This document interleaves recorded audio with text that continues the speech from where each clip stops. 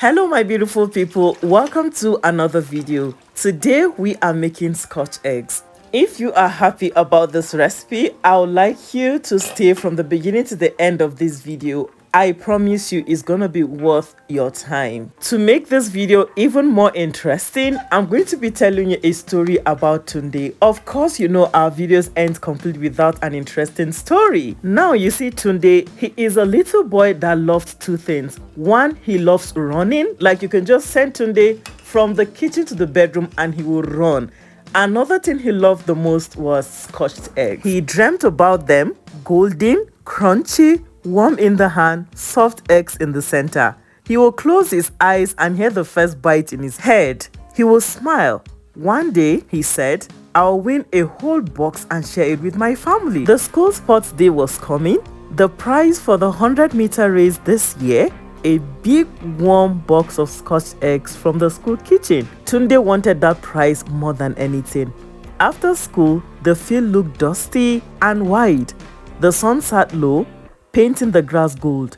Tunde tied his old shoes. The laces were thin like noodles. He took a deep breath. The air smelled like dust and leaves. He started to run, fast feet, his shirt stuck in his back. His shadow ran beside him like a friend. Two boys near the goalpost, they laughed kindly. Tunde, why are you training so hard? You want to run to Abuja? Tunde laughed too. No, just to finish the line and into the box of Scotch egg. They all laughed, but inside Tunde was serious. After training, Tunde went home. His mother was cooking stew. The whole room smelled sweet and peppery. His little sister Bisi ran to the door. Tunde, did you win? Not yet, he said, and picked her up because literally everybody in the house and in the compound was aware that Tunde was practicing. The next evening, the field was quiet, orange lights, long shadows.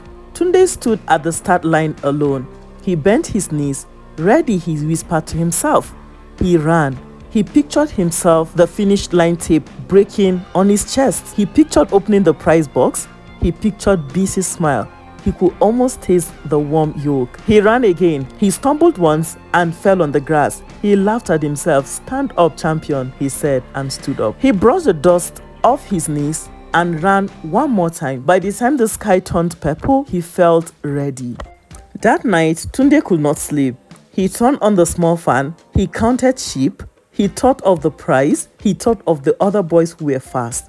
He sat up and whispered, I am not afraid, but his heart was beating fast. He stood up by the window and looked at the moon. He made a small promise. If I win, I will share with everyone who cheered me.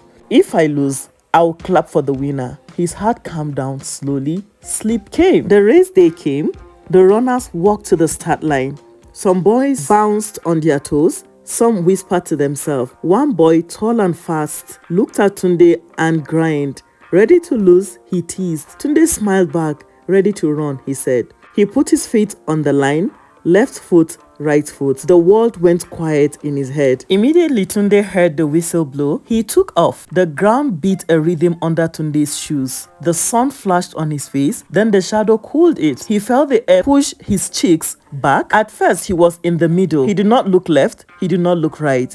He looked at the white line ahead. He remembered, run your own race. He leaned forward a little, arms like pistons, legs like drums. He passed one boy, then another, then another. The crowd sound rose like a wave. 50 meters, he could see the ribbon at the end. His lungs burned, but his feet kept singing. 40 meters, 30, the tall boy came beside him. They ran neck and neck, 2 arrows in the air. 20 meters, Tunde thought of Bisi's smile. He thought of mom's stew. He thought of the prize box. He found a small fire inside his chest. He used it. 10 meters he pushed. 5. He flew. He broke the line with his chest and stumbled into sunlight. The crowd roared. The sportsmaster blew the whistle and laughed. That's my boy. The tall runner clapped Tunde's back. Good race, he said, breathing hard. Tunde bent over, hands on his knees, smiling so wide his cheeks hurt. Mom and Bisi ran to him. Bisi's sign shook. You did it, you did it. Tunde lifted her up and spun slowly. The world felt soft. The kitchen aunties came out with the prize box. Warm, heavy, smelled like heaven. Tunde held the box like treasure. He closed his eyes for 1 second and whispered, thank you. Then he turned to the crowd and did what he had promised. Thank you so much for listening to Tunde's story. As you watch these golden Scotch eggs on your screen. May you hear your own feet say tap, tap, tap towards your dream. May your heart be steady, may your breaks be gentle, and may your ending be crunchy and sweet. If this story made you smile, tell me at the end of the video what helps you take a healthy break. See you in the next one. I love you and God bless you. Bye guys.